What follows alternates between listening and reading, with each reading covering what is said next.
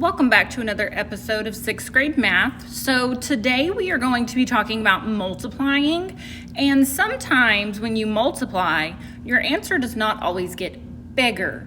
And we're going to talk about why that happens, because I know that sounds a little bit confusing. So multiplying does not always get bigger. Sometimes it can get smaller. So let's discuss why. So when we are multiplying, and hopefully again we know multiplying can be with a dot, with an X, or parentheses, but when we are multiplying fractions or decimals, this is when things can get a little bit weird. So when we are multiplying fractions and decimals, we're going to look at the second number that we are multiplying or the last number we are multiplying. So if that second number or last number is larger than 1, okay, that's where we are at. So if my fraction is improper, so the top number is bigger, so 5/3, or if it's a mixed number, so it has like 1 and 1/2, both of those are larger than 1 whole. So if I have an improper fraction, a mixed number, or even like a decimal like 2.3, those are all larger than 1. And if that happens, my answer will get bigger. And let's write that in all caps. So that's going to be the typical multiplying. So if my second number is bigger than 1, my answer gets bigger. So let's look at the examples. So right here, I have 5 times 6/2. So that means I'm going to look at the second number. So that is improper. So if it's improper, I know that when I multiply, my answer is going to be bigger than the first number in the problem. So it's going to be bigger than 5. So if I multiply 5 times this fraction, my answer is going to be bigger than 5 because it's going to get bigger. So let's look at the next one. So in my second problem, I have 3/4 times 3 1/5. So if I look at this fraction, this one's mixed, so it's bigger than 1. So that means my answer is going to be bigger than 3/4.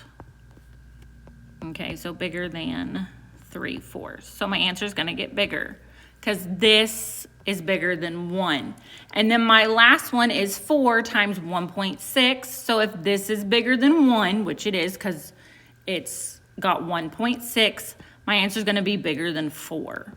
So bigger than 4. Okay, so let's look and see why it would be smaller, because this is the one that's a little bit weird, okay?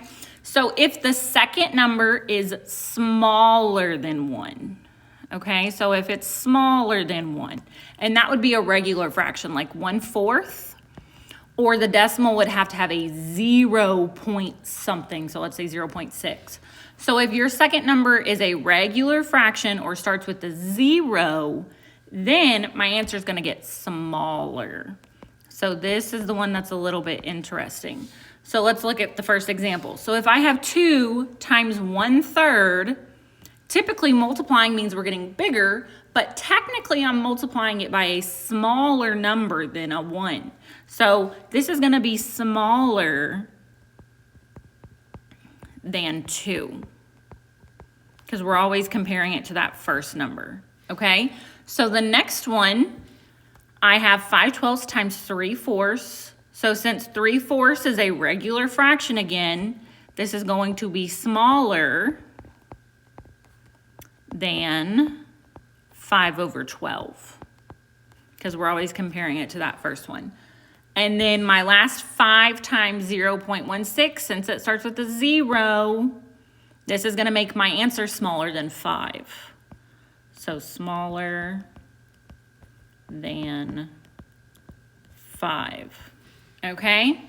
So let's do this down here. Let's practice. So 2/5 times 5 1/2. Look at your second number. Is it bigger than 1? Yes, because it has a 5. So it's going to be bigger than 2/5. Okay? We're not actually solving. We're just saying if it's bigger or smaller. So let's go to the second one. Let's 3 times 0.25. So is this bigger than 1? No, it's smaller because it has a 0. So my answer is going to be smaller than 3. And then last, okay, so this one's 3 2/7 times 10 over 4. So this is a fraction, but it's improper. So this is bigger than 1 because it's improper. Because remember, improper is bigger than 1. So my answer is going to be bigger than 3 2/7. So the second number tells you whether you're getting bigger or smaller than the first number.